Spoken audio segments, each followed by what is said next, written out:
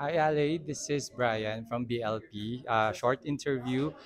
For the viewers, sabi mo lang yung complete name mo, yung age, and yung city na nare-represent mo. Hi, I'm Alander R. Del Rosario, 18 years old, and representing Las Piñas. Okay. And how tall are you? I'm 6 flat. Okay. And is this your first national pageant or meron ka ng sinalihan before? Honestly, this is my first time in joining any competition. Any Yeah, this is competition? my first pageant, to be exact. Okay. And how did you arrive on the decision na sumali?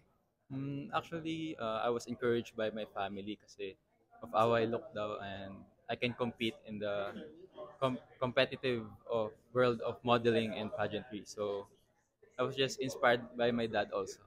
Okay, and pero do you model on the side before doing No pageantry? po. Hindi din. Actually, first time ko po How talaga. about your parents? Kasi sabi mo your dad Actually, encouraged my you. dad competed in Ginoong Pilipinas when he was young, and he also joined commercials po.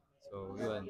Okay. Yung mother mo naman, is Mm, she a beauty queen? no, pero my mother is really beautiful. Okay, all right. And what is in it in pageantry na parang interested ka? I'm just interested po in exploring more of my personality. If kaya ko ba makipaglaban using my own looks, my own IQ, po, and to self-improvement din into, And how are you preparing for because this is just the final callback, 'di ba? yes po. Mamaya i-announce na yung official. So Yes how po. did you prepare for the series of screening? Actually, I just parang kinondition ko lang po yung body ko.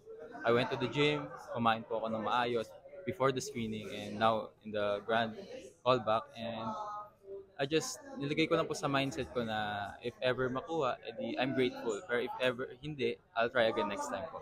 All right. So thank you so much, Alain. That's all. Yes Thank po. you. Thank you. Good luck sa final screening. I hope Salamat to see po. you as one of the official Thank you candidates. po.